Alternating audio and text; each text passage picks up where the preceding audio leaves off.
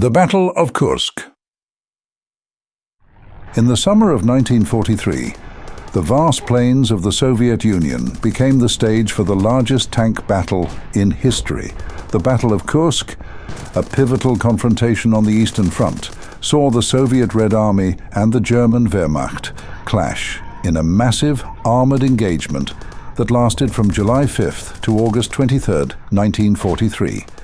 This is the story of the strategic importance of Kursk, the innovative tank tactics employed by both sides, and the eventual Soviet victory that marked a turning point in the war.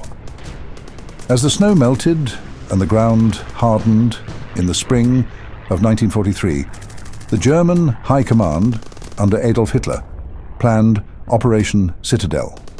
This ambitious offensive aimed to eliminate the Soviet salient around Kursk and restore German strategic initiative on the Eastern Front. Hitler believed that a decisive victory at Kursk would shatter the Red Army and force the Soviets to sue for peace. The Kursk salient, a bulge in the front lines stretching 150 miles from north to south and 100 miles from east to west, presented an enticing target. The Germans intended to encircle and destroy the Soviet forces within the salient by launching simultaneous attacks from the north and south. The operation would involve some of the most formidable armored units in the German arsenal, including the new Panther and Tiger tanks. However, the Soviets, aware of the impending German offensive through intelligence and reconnaissance, transformed the Kursk region into a fortress. Under the leadership of Marshal Georgy Zhukov, the Red Army prepared an elaborate defense in depth featuring multiple layers of trenches, minefields, anti-tank ditches, and fortified positions. Over 300,000 landmines were laid, and extensive tank traps were constructed to blunt the German advance. The stage was set for a colossal clash of armor and firepower. On July 5th, 1943, the German forces launched their attack.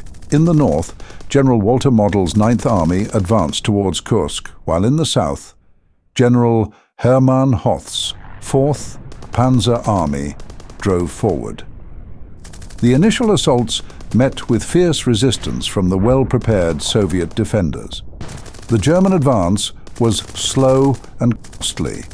The Red Army's defenses, supported by extensive artillery and air cover, inflicted heavy casualties on the attacking forces.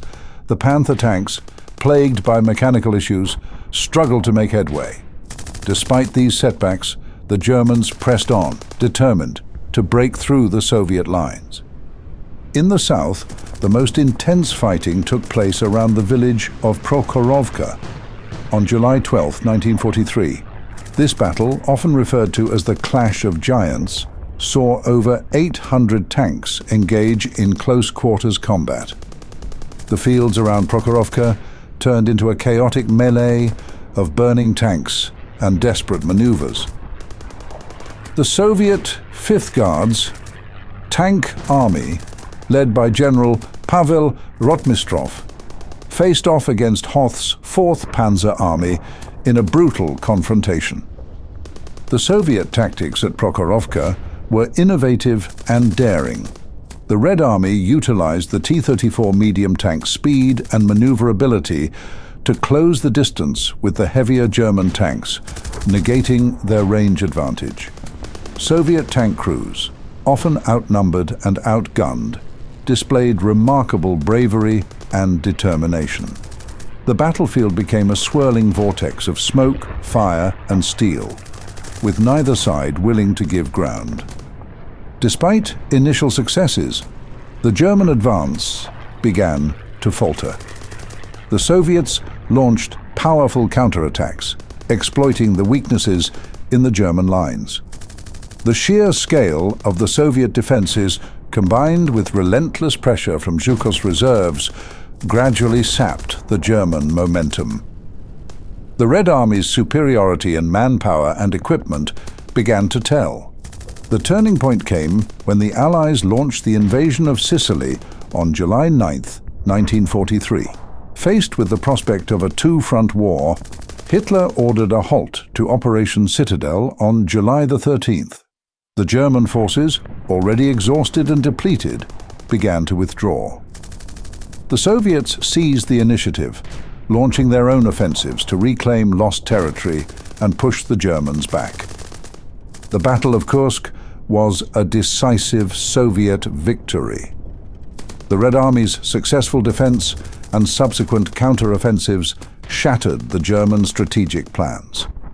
The Wehrmacht suffered irreplaceable losses in men and material, weakening its ability to conduct large-scale operations on the Eastern Front. The battle marked the end of German offensive capabilities in the East and set the stage for the Soviet advance towards Berlin. The Battle of Kursk was a testament to the resilience and ingenuity of the Red Army. Our preparations and tactics were crucial in blunting the German spearhead and turning the tide of the war. It was a victory forged in the fire of battle and the determination of our soldiers. Marshal Georgy Zhukov. The fields of Prokhorovka were a hell on earth. Tanks burning, men fighting with everything they had. It was a battle of sheer willpower, and we held the line. The Germans threw everything at us, but we stood firm. General Pavel Rotmistrov. The clash at Kursk was one of the most intense engagements I ever witnessed. The bravery of our tank crews and the ferocity of the fighting were beyond anything I'd seen before. The Soviet defenses were formidable, and the German losses were catastrophic. Major Ivan Ivanov, Soviet tank commander. The Battle of Kursk remains one of the most significant engagements of World War II. It was a turning point that shifted the balance of power on the Eastern Front and paved the way for the eventual Soviet victory. The epic struggle between the Red Army and the Wehrmacht at Kursk stands as a testament to the power of preparation, innovation, and the indomitable spirit of those who fought. If you enjoy this video, please like and subscribe. We upload one video every day, and we would love your support. Thanks for watching.